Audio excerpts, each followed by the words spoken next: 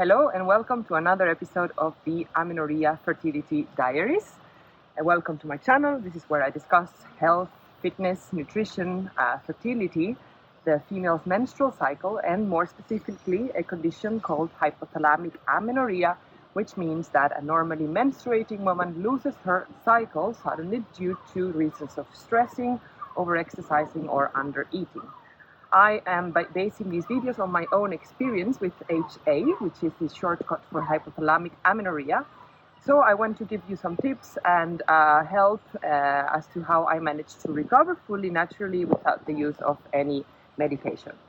So for the people who are new to my channel, I would invite you to watch my other videos, specifically my first video where I explain all my story with HA so that you can follow what I'm talking about. In this video, I want to go a little bit into my own vision with HA recovery, which is a little bit different from the general advice that I'm seeing out there in the social media and from most of the recovery coaches that I follow, which I truly think they're doing a great job.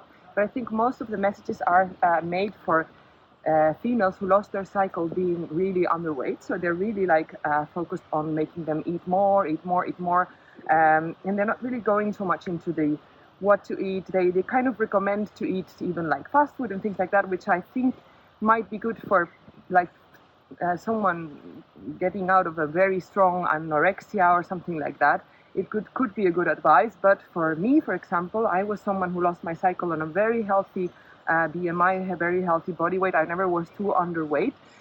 So I think for people, female as me, because there's a lot of them out there, you don't need to be heavily underweight to lose your menstrual cycle. We're seeing more and more cases of females losing their menstrual cycle, being it due to stress, over-exercising could be also more psychological stress. As I said, I think it's all kind of intertwined together.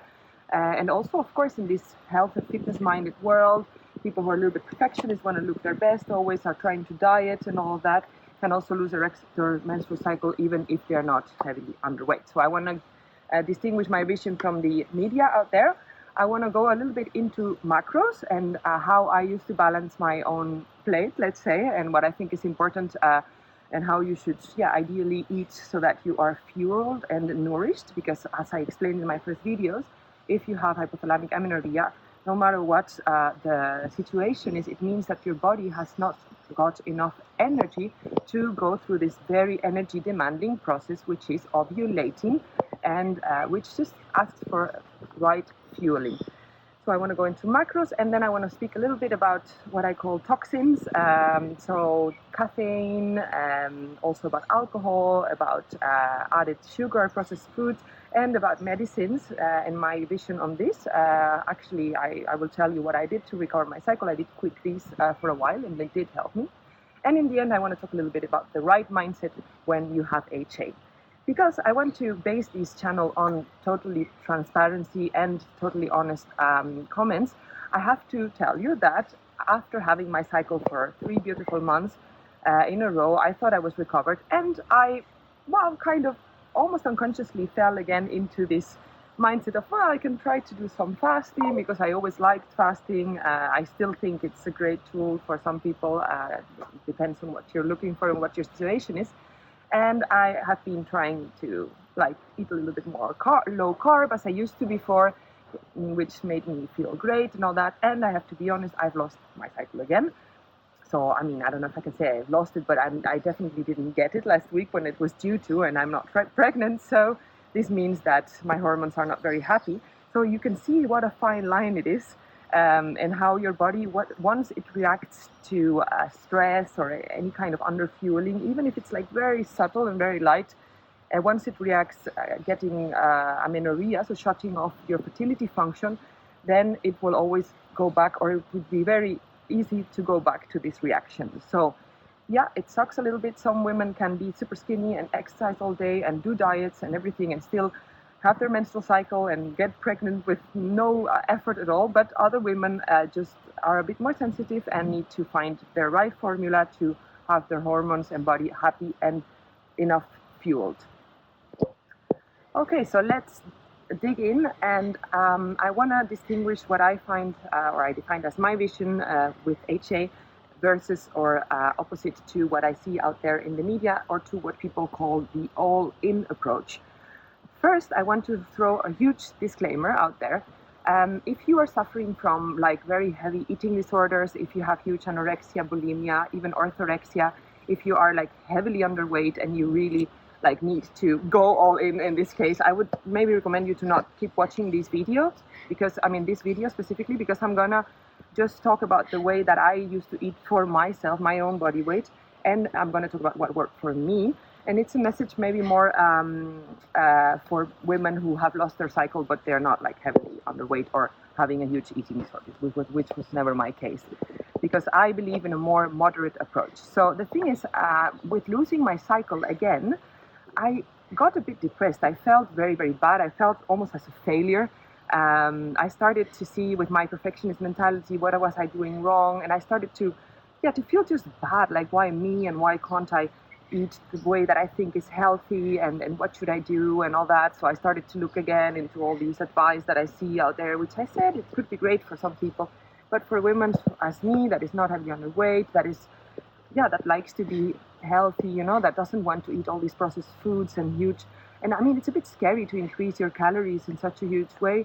It just can feel a bit depressing. So I think it's important to adopt a moderate approach to recovering your cycle even. So just the other way around, like they say, a fat diet doesn't work, which means like a quick fix solution to lose weight doesn't work, which I totally agree with. It's more about the habits that you create and about being happy with these habits and then seeing what happens on a long term, and about being healthy and not so necessarily focusing on losing weight.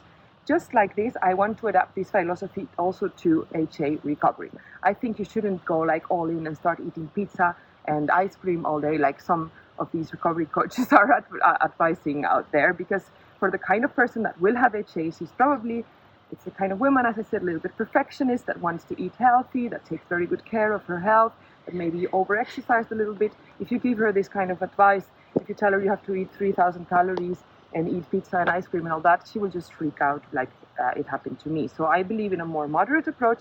Also, of course, if you are like heavily underweight, you're anorexic and all that, people just want you to eat almost like whatever, anything that just puts your rigidity away with food. So I would encourage these people to enjoy ice cream and everything like that every now and then. But for someone who is not necessarily in that position and who likes to eat healthy on a daily basis, I think it's better to think a little bit more moderate and maybe gain weight like slowly if you need to. So in this way I distinguish from all in. So basically what I want to say, instead of thinking that you have to go all in, which means stopping exercise completely and eating 2,500 to 3,000 calories a day, focusing mainly on carbs and fats and eating all the processed foods that you have been telling yourself for ages that are unhealthy, I believe in a more moderate approach towards HA, and I think you can recover your cycle in a natural way, in a healthy way, without having to suffer all the consequences that it has to gain weight very quickly, which is not a good thing either, because your blood sugar levels could be damaged. You could even be in risk of developing diabetes and all these things. So I think the key is to eat whole, real foods, as I said before, and to focus on the right amount of macros and especially on your mindset. Also, it's important to have, as I said, once you've lost your cycle once, it's quite common that you will struggle with this again in your life, because your body once reacted to this and it's like a stress reaction. So you have to get over the fact that you will probably have to go through recovery a few different times, I think. So it shouldn't be a negative thing. It should be a thing that is like extra taking care of yourself, taking it a little bit easier, eating all these foods that you sometimes would restrict, getting the society that you really want and all that, but it shouldn't be like something that you're scared of because you think you have to eat all these unhealthy foods and stuff like that.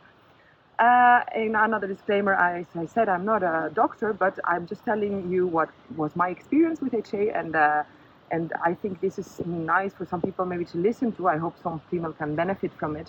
For me, I always benefited more from the personal stories of the girls or women recovering from HA than from the very theoretical medical advice that is out there. So that being said, I want to talk a little bit about macros and about macro balancing. And again, I want to give you my vision versus the common vision that I see out there on media from recovery coaches that recommend you to go like very drastically all in. So, but just before that, let us remember what are macros, what are macronutrients, better said. So macronutrients are the foods that you actually, like the big groups of food that you consume in a big amount that form the basis of your diet. And then they're different from micronutrients, which are more like the vitamins and minerals. Macronutrients, there are actually, they say 3 macronutrients, 3 or 5, it depends on how you distinguish them. But let's go through them. Number 1 is protein. Protein is the building blocks of the body. So, for example, if you want to put on muscle, which is very popular right now, with the fitness culture, to be able to create this hypertrophy, which is called when you add muscle, you need to eat protein. When you are a child, you're growing, you need to eat protein. It's what makes you grow your brains, your organs, your muscles, and everything. So it's like super important. I think it should be always number 1 thing to focus on when you're balancing your plates and your meals. Again, protein has a huge level of satiety, which gives your body the signal that you're fueled up. It makes you feel happy, nicely satiated. So I still think that focusing on protein is super, super important. And then we have carbs and fats, which are your energy sources. So, well, as you know, carbs, probably you know what carbs is if you have HA, but it's everything like pastas, doughs, grain, and also everything that is sweet, sugars, fruits, legumes, all of that, rice. So carbs and fats are the ones that give you energy, and carbs are going to transform this energy into glucose. So it's actually the same reaction as if you were eating sugar almost for your body. So carbs and sugar are the same. And then fats is a little bit different. So I want to go into a little bit, well, it's not the subject of this video, but you probably heard of these famous ketogenic diets, for example. These base their theory on the fact that you have 2 modes of burning energy, and one is burning sugar, one is burning fats. So these diets try to lower the carbs so much that you don't have them anymore. You deplete all your glycogen stores, and then you go into fat burning mode, which is what we call ketosis, and which can be it can be good sometimes. But as we have HA here, we're trying not to get into these kind of diets because your body actually needs to feel safe and feel fueled always, and it's not the moment to burn fats, unfortunately. We will have to leave that for later, or maybe just forget about it at all. And then you have 2 other macronutrients. Some discuss if they are macronutrients or not, but we just go through them here. One is water, very important for hydration, the source of every life and everything. Drink a lot of water. It's always my tip number 1 for anything that has to do with health, but that's also not for this video. And then we have fiber. Fiber is super important to support digestion, and fiber comes in vegetables, in fruits, mainly fruits and vegetables.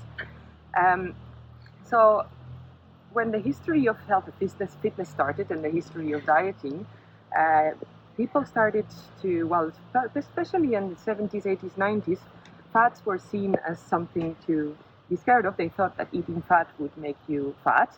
And now there's a completely different message. So when you saw all these Weight Watchers and low-fat products and all that, it was the way before to restrict and to lose weight. Was always the advice was always to reduce fat and to eat loads of carbs and proteins. And now it's the low-carb society, let's say. So it's different now. They try to restrict the other macro, which is carbs, and their theory is that you will lose a lot of weight then. I'm sure that all works, but I think the most important is, of course, to eat a balanced diet, especially if you have HA. So I've seen a little bit within the HA recovery world, the recovery coaches, as I said, the all-in method, they are trying to, well, because they want to go against the traditional diet advice, they say the opposite. So they say you should focus on carbs and on fats, which are the 2 demonized macronutrients when you're trying to lose weight. So they say if you want to lose weight, you should or remove carbs or remove fat, one of those 2. But all diets are actually coinciding in the fact that they all recommend you to focus on protein. Not only because it gives you more satiety, so this will make you eat less, which would be good for weight loss, but also because it's good for gaining muscle, and in this way it's easier to burn fat. So just to go opposite to that, I understand that the HA recovery coaches are saying, okay, focus on the 2 demonized macronutrients, which are fats and carbs. But I don't think this is the right approach either. I don't think carbs and fats should be the basis of your diet whatsoever, because we're trying to do it in a moderate way and in a healthy way here.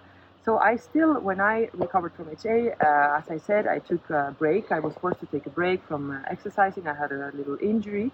So the only thing I was doing of movement was swimming a little bit, but just like slowly and relaxing, and doing yoga, which I will go into later. And to foods, I was eating 3 meals a day, as I said, 3 square meals, and I was really cooking a lot. So here we are in south of Spain, and we love the Mediterranean diet. I don't think you need to do Mediterranean diet if you're living, I don't know, in Sweden or in another, or in Asia. You can enjoy your own food cultures. I really think, and I like to eat the typical local foods, but that's up to your own preference.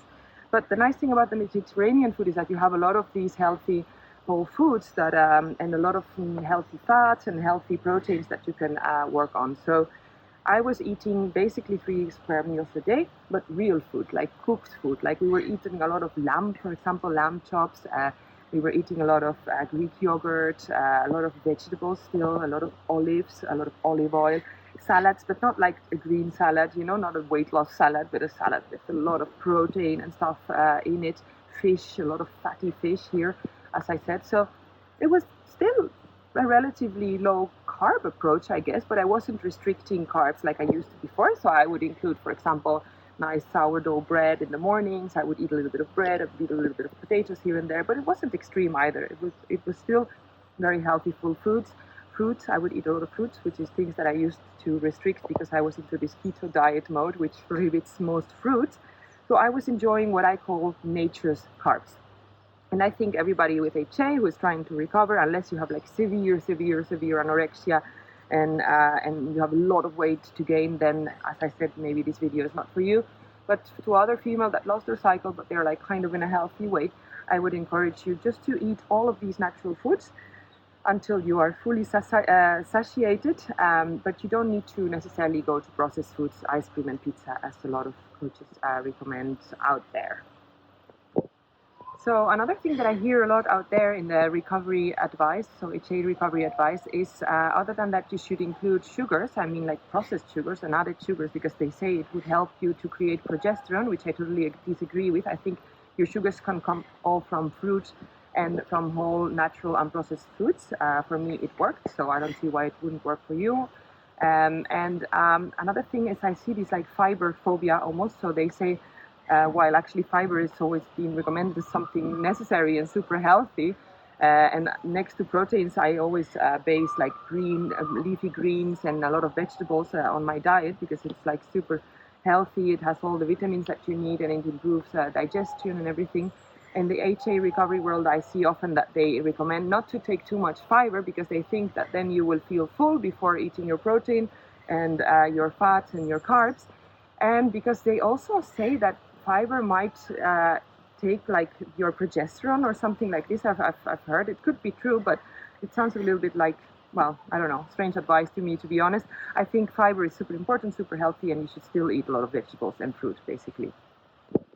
So you have to understand that probably it's going to take you a little while to recover from HA. It depends totally on your situation, how deep you are in it. Some people recover quickly, others take long, but they say average it could be like between 3 months, more like 6 months, and it could be like years. So I don't see how you're going to be years eating pizza and ice cream and focusing mainly on carbs and fats and not on protein without creating a lot of other problems related to that, with all the consequences. So I think you have to keep also, what I wanted to say is that it's important that it's not such a bad experience in your life. For example, if you think back of when you were recovering, I think it should be something positive and good. And if you like eating healthy and you like whole foods, and you've been like telling yourself your whole life that eating processed foods is not healthy, which I still think is not, you shouldn't be going into that, because it will create like a bad feeling about HA and recovery. And I think you should do it with the right and positive mindset, which leads me to my next point. I think mindset is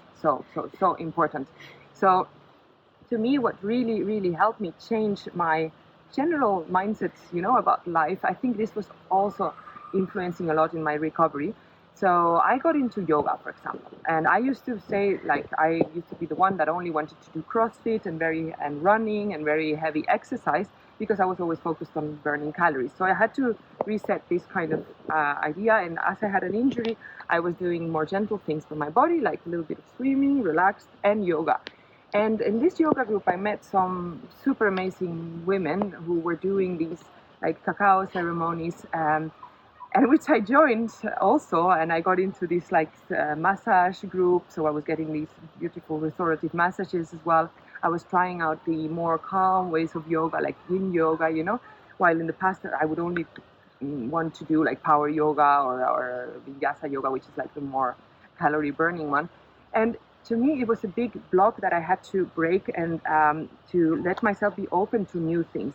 Because in the past, I would have never joined a lesson of yin yoga or a cacao ceremony, because I thought it was like BS or whatever, and I wasn't believing in this. But just to be open to new things can be very, very helpful. Also, yoga has this power of really relaxing your body and activating your parasympathetic system, which is the one that makes you feel relaxed and all that. And that's super, super important. It really opened a new world for me of trying to be more kind with myself, more gentle, taking it more easy. If you have HA, you probably are the like type A perfectionist person who never stops. So you need to get out of this and take more time for yourself. Also, the way that you plan your day, for example, you need to plan moments of doing nothing. You need to prioritize contact as well. There's this beautiful hormone that's called oxytocin, which comes out when you connect with people, when you talk to a friend, your mother, for example, when a mother gives when a mother feeds her children, for example, even animals, it is there. There's a type of mice I read recently in a study that always stays with their own, with the first couple that they have, and that is because they release a lot of oxytocin. So it's the bonding hormone. When you make love to your partner, for example, when you share your problems, you're open about it, you release a lot of oxytocin, and oxytocin makes your cortisol go down automatically, which is exactly what we look for. So I always say, like, praise laziness. I'm sure if you have HA, you can be a little bit lazier in your approach, and also try to get into a mindset of serenity and of acceptance about your problem as well. So to me, what was always a little bit in my way, and which took me a lot of effort to get out of, is this mentality that I can control everything.